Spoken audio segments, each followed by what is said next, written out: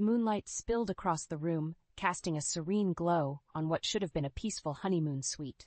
But the tranquility was a facade, shattered by hushed voices that sliced through the stillness and into my heart.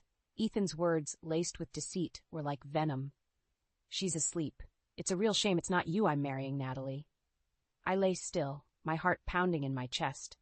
I was supposed to be sleeping, lost in dreams of our new life together. Instead, I was a silent spectator to my own betrayal. The cold realization settled in. My sister Natalie and my husband Ethan were plotting against me. On our honeymoon. "Ethan, you're wicked." Natalie's voice was soft coo, a stark contrast to the storm raging inside me. "But what if Lauren finds out?" "She won't. I've made sure of that." Ethan's confidence was chilling. Tears threatened to escape, but I willed them back. I couldn't reveal my awareness. Not yet. I needed to know more, to understand the depth of their treachery. As their whispers faded into the night, my mind raced. The memories of our wedding day, once vibrant and joyful, now twisted into a cruel joke. Natalie, always in the shadows, waiting to snatch what was mine. And Ethan, the man I had loved and trusted, the architect of my heartbreak. I remembered the white dress Natalie wore at the wedding, how it stood out, a deliberate choice to upstage me. Ethan's compliment to her then made sense now, a signal of their hidden alliance. The pieces of the puzzle were falling into place, painting a picture of deceit I couldn't ignore. When dawn broke, I rose from the bed, a plan forming in my mind.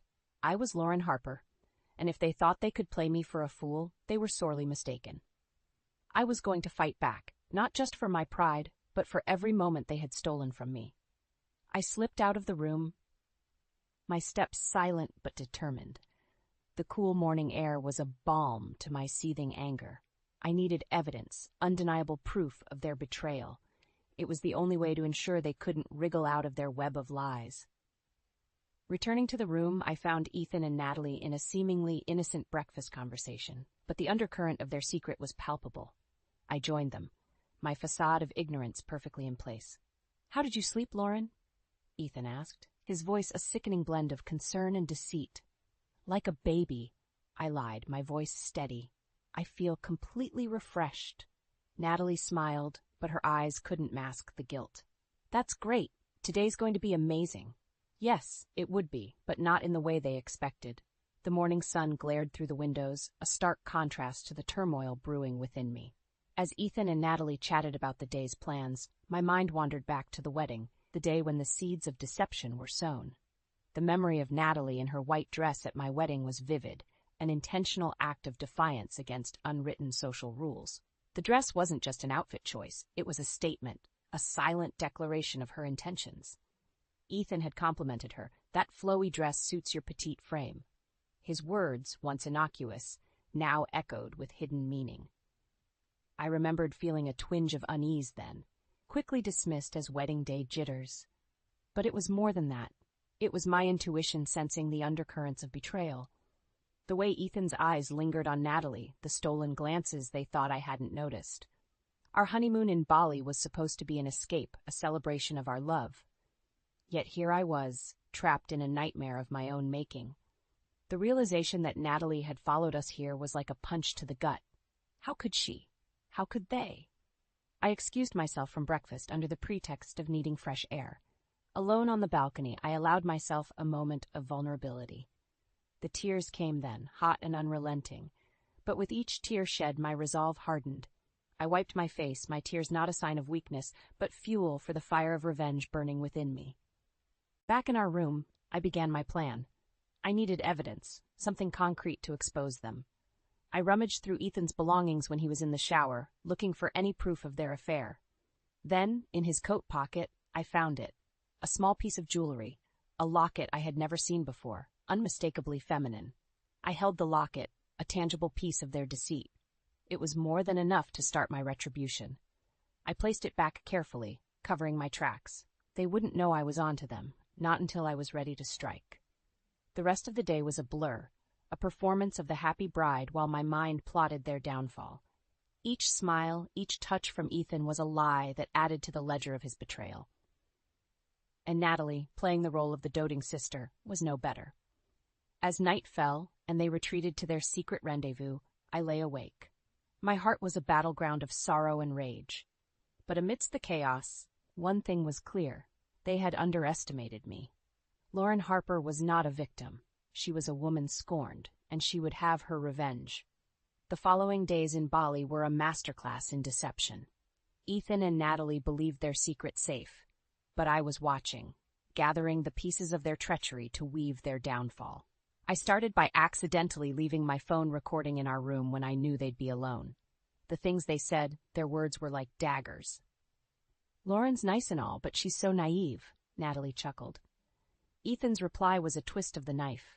"That's what makes this easy. She trusts us completely." Hearing my sister and husband mock my trust was a searing pain, a betrayal that transcended heartbreak. But it fueled my resolve. This recording was the evidence I needed, but I wanted more. I wanted them to feel a fraction of the pain they caused me. One evening, as we strolled along the beach, I brought up our wedding. "Ethan, didn't Natalie look stunning in that white dress? Almost like a bride herself," I said, my voice laced with feigned innocence. Ethan stuttered, his facade cracking. "Well, yeah, it was a nice dress." Natalie shot him a look, a silent warning. "Oh, it was just a dress, Lauren. You were the star, of course." Their discomfort was palpable, a small victory in my silent war. But my greatest move came the night before we were to leave Bali. I had convinced them to have a farewell dinner, a toast to our wonderful honeymoon. Little did they know, I had arranged for a private investigator to take photos of their secret meetings. As we raised our glasses, I smiled, the predator, not the prey. "To new beginnings," I toasted, my words heavy with unspoken meaning. "To new beginnings," they echoed, unaware of the storm on the horizon. That night, as I lay in bed, I thought of the life I had envisioned with Ethan, of the future we were supposed to have. But that life was a lie, one I was no longer willing to live. Tomorrow, I would leave Bali, but I wouldn't be leaving alone. I would be taking their secrets, their lies, and turning them into weapons of my own. The journey back from Bali was a silent one. Ethan and Natalie chatted idly, unaware of the storm brewing within me. As we landed, I felt a sense of liberation, the chains of their deceit no longer holding me. At home, I acted quickly. I contacted a lawyer, presenting the evidence I had gathered. The recordings, the locket, and the photos from the investigator painted a clear picture of Ethan and Natalie's affair. My lawyer, a stern-faced woman with a sharp mind, was appalled. "We'll make sure they get what they deserve, Lauren." That evening, as Ethan returned from work, I greeted him with a smile, masking the turmoil inside. "How was your day, dear?" I asked, my voice dripping with feigned sweetness. "It was good, busy as usual," he replied, oblivious to the undercurrents. Natalie, who had come over for dinner, added, "You must be exhausted, Ethan. Let me get you a drink." Watching them, a sense of disgust washed over me. How could they be so callous, so cruel? Dinner was a charade. Ethan and Natalie played their parts well, but I could see the cracks in their armor. Every smile, every touch between them was a confession of their guilt. "Lauren, this dish is amazing," Ethan complimented, his words hollow. I smiled, my heart hardening. "I'm glad you like it. I wanted to make something special tonight." As the night wore on, I excused myself, citing tiredness. Alone in my room, I finalized my plans. Tomorrow, I would confront them, expose their lies for all to see. I had arranged for our families to meet under the guise of a belated wedding celebration. It would be the perfect stage for my revelation. The next morning, as we gathered at the venue, the tension was palpable. Ethan and Natalie were nervous, their smiles strained. Our families chatted, unaware of the drama about to unfold. I stood, glass in hand, commanding the room's attention. "I'd like to propose a toast," I began, my voice steady. "To truth and honesty, the foundation of any relationship." Ethan's eyes widened, a flicker of fear passing through them. Natalie's hand trembled ever so slightly. "To truth and honesty," the room echoed, raising their glasses. The moment had come. "I have something to share," I announced, my voice ringing clear. "Something about Ethan and Natalie." The room fell silent, all eyes on me. This was it, the moment of reckoning. The moment when the mask of deceit would fall, and their true faces would be revealed for all to see. The air in the room was thick with anticipation as I faced our families and the two people who had betrayed me the most. Ethan and Natalie looked like deer caught in headlights, their facades crumbling under the weight of impending exposure. I've discovered something unsettling, I began, my voice unwavering. Ethan and Natalie have been having an affair since before our wedding. Gasps filled the room. Ethan's face drained of color, while Natalie's eyes darted around, looking for an escape that didn't exist.